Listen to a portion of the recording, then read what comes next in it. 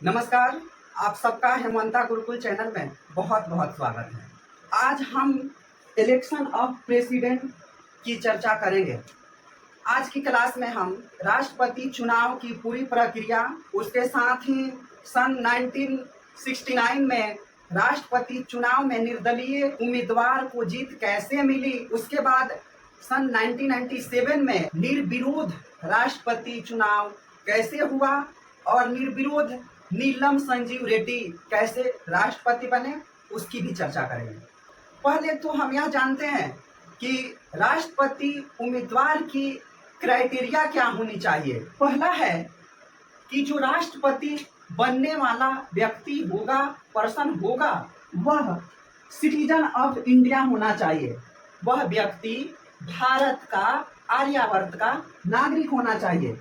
उन व्यक्ति का एज 35 इयर्स होना चाहिए और वह पर्सन लोकसभा और राज्यसभा के मेंबर चुने जाने के योग्य होना चाहिए।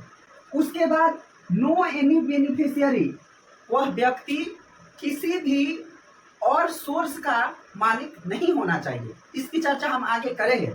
उसके बाद हम यह जानते हैं कि प्रेसिडेंट का टेन्योर क्या होता है। प्रेसिडेंट का टेन्योर 5 साल के लिए होता है और वह 5 साल कब से गिना जाता है, जब president 5 years from the date entering of office, जिस दिन प्रेसिडेंट ऑफिस में इंटर करता है उसी दिन से उनका टेन्योर स्टार्ट हो जाता है, यानी उनका कार्यकाल स्टार्ट हो जाता है।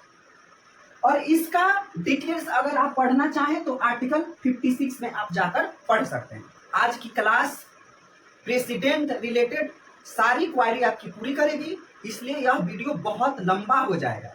इसलिए मैं इसको 6-7 भाग में इसका पार्ट कर करके हम आपको उपलब्ध कराएंगे और आप सबको सारी जो जानकारी है उसमें मिलेगी।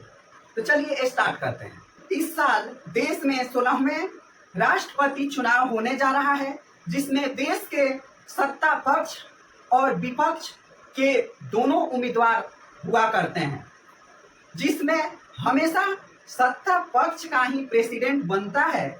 परंतु ऐसा नहीं है। हमने पहले ही कहा कि कैसे नीलम संजीव रेड्डी जी निर्विरोध चुने गए और कैसे सन 1969 में जो राष्ट्रपति थे वो निर्दलीय उम्मीदवार हुए राष्ट्रपति।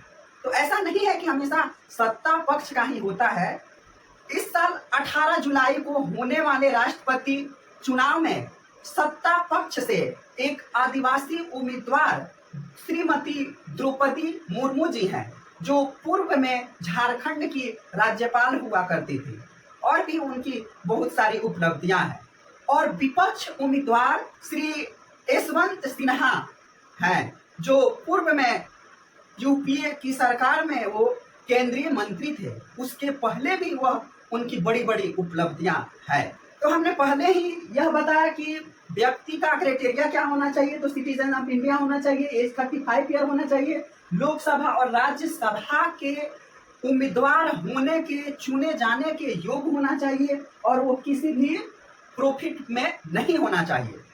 उसके अलावा व्यक्ति किसी भी लाभ के पद पर नहीं होना चाहिए, ये इसमें मैंने कह दिया है। उसके बाद अगर कोई व्यक्ति राष्ट्रपति या उपराष्ट्रपति या राज्यपाल या किसी राज्य के मंत्री परिषद का सदस्य हो तो उसे लाभ के पद पर नहीं माना जाएगा। इन्हीं सब शर्तों और योग्यताओं के ध्यान में रखते हुए राष्ट्रपति चुनाव के लिए उम्मीदवार का नाम अनाउंस होता है। उम्मीदवार के नाम की घोषणा और मतदान से पहले नामांकन का चरण आता है, जहां उम्मीदवार खड़ा होने का अपना इरादा प्रस्तुत करता है। राष्ट्रपति उम्मीदवार को अपने नामांकन के लिए 50 प्रस्तावकों और 50 अनुमोदकों की आवश्यकता होती है। ये प्रस्तावक और समर्थक आम आदमी नहीं होते। ये जो प्रस्तावक 50 और जो व्यक्ति हैं वो आम आदमी नहीं होते। ये व्यक्ति निर्वाचन मंडल के सदस्य यानी सांसद या विधायक होना जरूरी है। एक मतदाता एक से अधिक उम्मीदवारों के नामांकन के प्रस्ताव में शामिल नहीं हो सकते। अब मान लीजिए कोई व्यक्ति है, तो जैसे द्रौपदी मुर्मू जी हैं, उनमें भी प्रस्तावक बन गया और अनुमोदक बन गया, और यशवंत सिन्हा के भी जो नामांकन है उसमें भी सदस्य बन गया। ऐसा नहीं होना है। इस कदम का मकसद क्या है? इस कदम का मकसद यही है कि राष्ट्रपति चुनाव में गैर और गंभीर उम्मीदवार को बाहर किया जाए। जो नॉन सीरियस पर्सन है वह भी राष्ट्रपति के उम्मीदवार के लिए नामांकन कर देता है, उनको इस काम से बाहर निकाला जाए, इसलिए यह चीज किया गया है।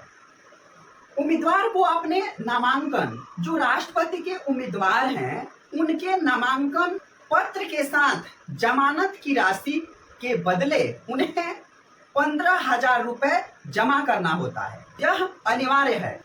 अनिवार्य जमानत राशि और निश्चित संख्या बल यानी 50-50 का दोनों संख्या बल होने के बाद निर्वाचित किसी उम्मीदवार का प्रस्ताव और समर्थन करें। ये नियम पहले 5 राष्ट्रपति चुनाव के बाद आया है। सन 1974 में यह नियम बनाया गया कि उम्मीदवार को राष्ट्रपति चुनाव में खड़ा होने के लिए कम से कम 10 प्रस्तावक और 10 अनुमोदक होना जरूरी होगा। यह जो नियम था वो 1974 में बनाया गया था। साथ ही उन्हें 2,500 रुपए, 10 प्रस्तावक और अनुमोदक, उसके बाद 2,500 रुपए उन्हें जमानत की राशि में जमा करवाना होता था। राष्ट्रपति और उपराष्ट्रपति चुनाव अधिनियम 1952 में संशोधन के जरिए नियमों में बदलाव लाए गए। 1997 में इस अधिनियम में फिर से संशोधन किया गया, जिसके बाद जमानत की राशि को बढ़ाकर 15,000 रुपये किया गया। प्रस्तावकों की और अनुमोदकों की संख्या को बढ़ाकर 50-50 कर दिए गए। आखिर ऐसा बदलाव क्यों किया गया और बदलाव करना क्यों जरूरी था, इसकी जानकारी हमें लेना बहुत जरूरी है। जानते हैं हुआ क्या? हुआ यह कि देखा गया कि बहुत सारे लोग अपना सिर्फ घमंड और अहम दिखाने के लिए वो ऐसे ही नामांकन दाखिल कर देते थे। इसके कारण इतने सारे लोगों का राष्ट्रपति के लिए चुनाव कराना, मतगणना कराना और उसका रिजल्ट लाना बहुत मुश्किल हो रहा था, और गवर्नमेंट का बहुत सारा पैसा इसमें बर्बाद हो जा रहा था। इसलिए सोचा गया कि जो नॉन सीरियस लोग हैं, जो राष्ट्रपति उम्मीदवार के लिए अपना नामांकन कर देते हैं, उनको इस कानून के तहत हटाया जा सके।